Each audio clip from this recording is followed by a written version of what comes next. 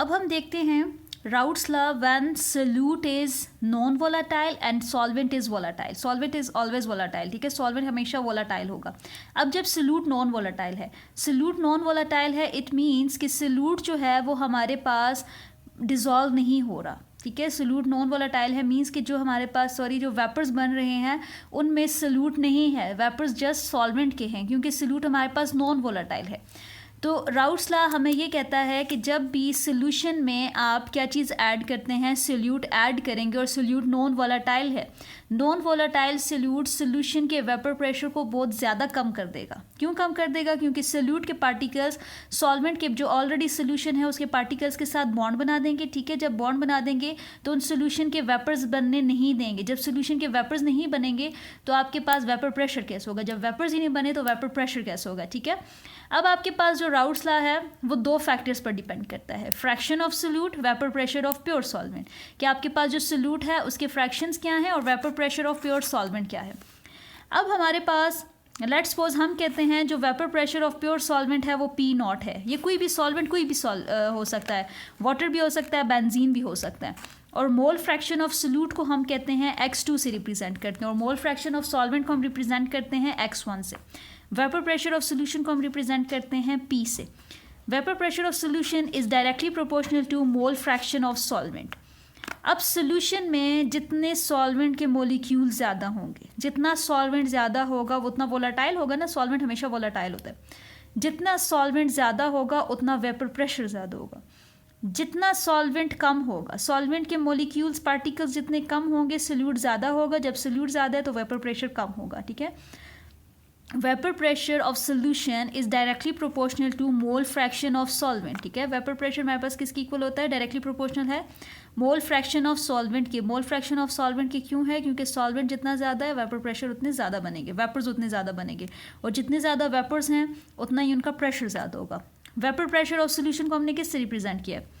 P से. P is directly proportional to mole fraction of solvent. Solvent का vapour pressure क्या है? X1. Mole fraction क्या है? X1. P is directly proportional to X1.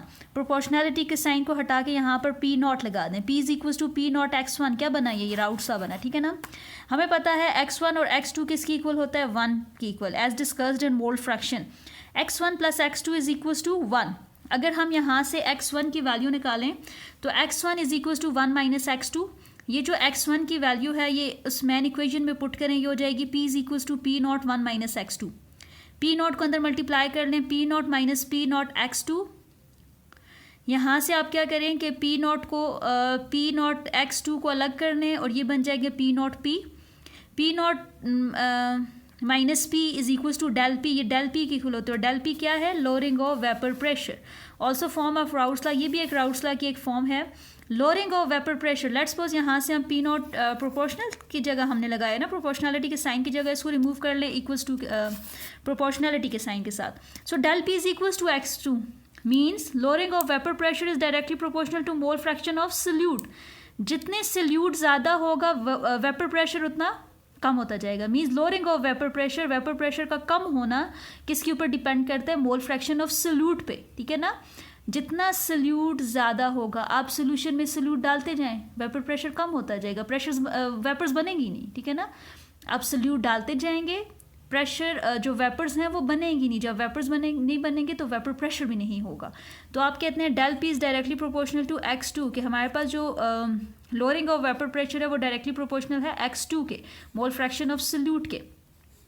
यहाँ पे अगर आप ऐसे करें कि P0 को इस तरफ डिवाइड कर दें, यहाँ पे भी P0 डिवाइड करें, यहाँ पे भी, तो X2 is equals to del P by P0. Del P by P0 को हम कहते हैं relative lowering of vapour pressure, ठीक है. क्या कहते हैं? Relative lowering of vapour pressure.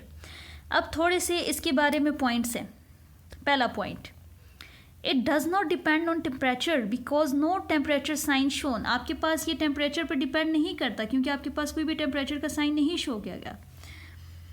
It depends upon concentration of solute. ये किसके ऊपर डिपेंड करता है? सोल्यूट की कंसनट्रेशन पर. और डेल P बाई P0 जो है ये कांस्टेंट रहता है when we use same amount of solvent and add same amount of solute. अगर आप सेम अमाउंट ऑफ सॉल्वेंट और सोल्यूट ऐड करेंगे तो डेल P बाई P0 हमेशा कांस्टेंट रहेगा. तो ये हमारे पास था राउट्स लॉ. राउट्स लॉ फिर हमने डिस्कस किया Raoult's law of when both components are volatile, फिर हमने डिस्कस किया when one component is volatile and the other one is non volatile, when solute is non volatile and solvent is volatile. ठीक है, इसमें जो important चीज़ें आपने याद रखनी है, सबसे पहले तो आपको पता होना चाहिए राउट्स लॉ की स्टेटमेंट क्या है। देन आपको पता होना चाहिए राउट्स लॉ की मेन इक्वेशन क्या है, P is equals to P naught X. फिर आपको एक जो इंपॉर्टेंट चीज़ है वो ये वाली जो मैंने आपको लिखवाया है, vapour pressure of solution is directly proportional to mole fraction of solvent. ये बात आपको लाजमी याद होनी चाहिए कि जो वेपर प्रेशर ऑफ सोल्यूशन है वो डिपेंड करता है वेपर प्रेशर ऑफ सॉल्वेंट पर। फिर आपको ये डेल पी वाली बात पता होनी चाहिए कि लोअरिंग ऑफ वेपर प्रेशर जो है वो डायरेक्टली प्रोपोर्शनल है x2 के, मीन्स सोल्यूट जितना ज़्यादा है लोअरिंग ऑफ वेपर प्रेशर उतना ज़्यादा है। फिर आपको पता होना चाहिए del P by P nought किसकी इक्वल होता है हमारे पास, relative lowering of vapour pressure. फिर आपको ये पता होना चाहिए जब हमने व्हेन बोथ कंपोनेंट्स और वोलेटाइल हमने देखा था तो उसमें हमारे पास ग्राफ कैसा आया, और ग्राफ के एक्स एक्सिस पे हमने क्या लिया, वाई एक्सिस पे क्या लिया, और हमारे पास वेपर प्रेशर और बॉइलिंग पॉइंट का क्या हमारे पास रिलेशनशिप है। और फिर हमने डिस्कस किया कि हमारे पास ये एक स्ट्रेट लाइन आती है इक्वेशन में, तो यहाँ से हमने क्या किया, एक्स ए को जो है वो लिया, एक्स ए की वैल्यू निकाल के यहाँ पर पुट की थी। ठीक है, अगर हम एक्स ए की ना निकालते, लेट्स सपोज हम यहाँ पर क्या करते, यहाँ पर हम x1 की वैल्यू ना निकालते बल्कि x2 की वैल्यू निकाल देते। अगर x2 की वैल्यू निकाल देते तो हमारे पास ये सारी जो टर्म है ये थोड़ी सी चेंज हो जाती, p is equals to P naught one minus x2 है ना।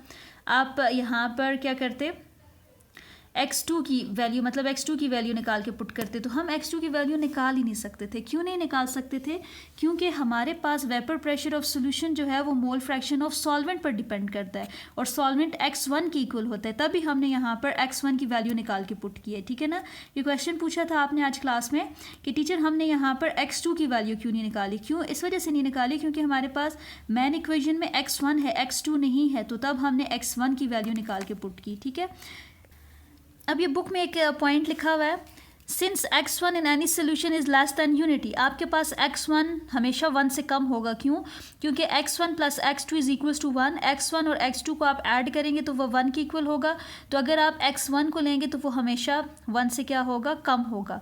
Pressure must always be less than P not, कि जो प्रेशर होगा सोल्यूशन का वो हमेशा वेपर प्रेशर से कम होगा। जो टोटल जो पार्शियल वेपर प्रेशर होगा वो टोटल प्रेशर से हमेशा कम होगा। पहली बात ये है कि x1 जो है वो हमेशा 1 से कम होगा। क्यों, क्योंकि x1 plus x2 is equal to 1 होता है, तो x1 और x2 को कंबाइन करेंगे तो 1 बनेगा ना, तो x1 कभी भी 1 से ज़्यादा नहीं हो सकता, हमेशा उससे कम होगा। दूसरी बात, जो वेपर प्रेशर होगा प्योर कंपोनेंट का वो हमेशा सोल्यूशन के वेपर प्रेशर से कम होगा, क्योंकि जो सोल्यूशन का प्रेशर होता है वो ए और बी के कंपोनेंट्स का मिक्सचर होता है, तो ए कंपोनेंट का आप प्रेशर लेते हैं तो वो कभी भी टोटल प्रेशर से ज़्यादा नहीं हो सकता। ठीक है, तो ये सारा है हमारे पास relative lowering of vapour pressure क्या होता है, वेपर प्रेशर क्या होता है, हमने डिस्कस किया राउट्स लॉ। ये हम आगे आप ये डेफिनेशंस पढ़ें, ठीक है, ये सारी इसमें लिखी हुई हैं और बाकी सारी वही बातें। अब इसमें हमने इंपॉर्टेंट चीज़ें डिस्कस कर ली, राउट्स लॉ को डिस्कस कर लिया हमने। राउट्स लॉ के अलावा हमने देखा कि हमारे पास when both components are volatile हैं तब राउट्स लॉ क्या होगा, और जब हमारे पास एक कंपोनेंट वोलेटाइल है और एक नॉन वोलेटाइल है तब क्या होगा।